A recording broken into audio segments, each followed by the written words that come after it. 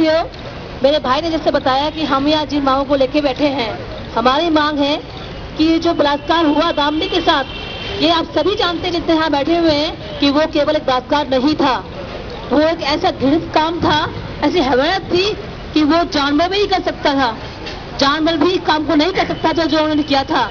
तो ऐसे लोगों का क्या समाज में जिंदा रहना जरूरी है? बिल्कुल जरूरी नहीं है। इसलिए हमने मांग की है सरकार से कि बलात्कारियों को फांसी दी जाए। और साथ ही आप सब जानते होंगे कि जब उन लोगों को तिहाड़ में लेके गया जाकर रखा गया तो मेरे पेपर में आया था कि सभी अपराधी, जेल में तो सभी अपराधी हैं, लेकिन उनके अंदर भी एक मानवता काम करती है कि बलात्कारियों को कभी माफ नहीं करते, तो बलात्कारियों को घृणा करते हैं अपराधी होने के बावजूद भी।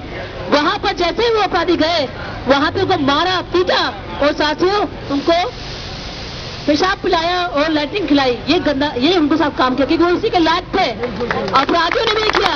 और साथियों इतने सारे बयान आ रहे हैं, आज 3-4 बयान आप सुन रहे हो, कोई कुर्सी बैठो कोई बयान दे रहा, कोई बयान दे रहा, उसकी चर्चा मैं यहाँ करना नहीं चाहती क्योंकि बहुत गंदी चीज है वो, उसकी चर्चा छोड़ दीजिए ऐसे लोगों की बातों को जो ऐसे बयान देते हैं।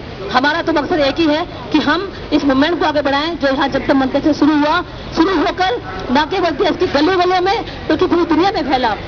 लेकिन इस सब चीज के बीच में दो बात जो मैं पेपर में अभी पढ़ी, वो खुशी की बात पढ़ी कि जब उन बलात्कारियों के पक्ष में वकील उठ के आया तो सारे वकीलों उसको भगा दिया वहां से कि हमें इनके पक्ष में सुनवाई नहीं सुननी है, क्योंकि वो एकदम साफ साफ है कि वो अपराधी हैं, बलात्कारी हैं, हत्यारे हैं। और साथ साथ हमारे पुलिस कमिश्नर ने बहुत कुछ किया, इस केस के बारे में बहुत कुछ नकारात्मक बयान भी दिए थे, लेकिन आज उन्होंने बयान दिया है कि क्योंकि उनके खिलाफ सारे साक्ष्य मौजूद हैं, हमें कुछ और साक्ष्य नहीं चाहिए, इससे उन्हें फांसी देनी चाहिए। ये कमिश्नर ने भी आज इस बात को बोला है। इतने सारे बयानों के बीच में ये दो बयान जो आए हैं, ये इस मूवमेंट का नतीजा है जो ये बयान आए हैं। तो साथियों, जिसने हमारी लड़ाई को भटकाना नहीं है, हमारी लड़ाई का एक ही मांग है कि बलात्कारी को फांसी दो। दामिनी ने भी तड़पते हुए अपने पिता को कहा था कि उनको दिलाना चाहिए। दामिनी के पिता ने अपील की सरकार से कि उनको फांसी दो।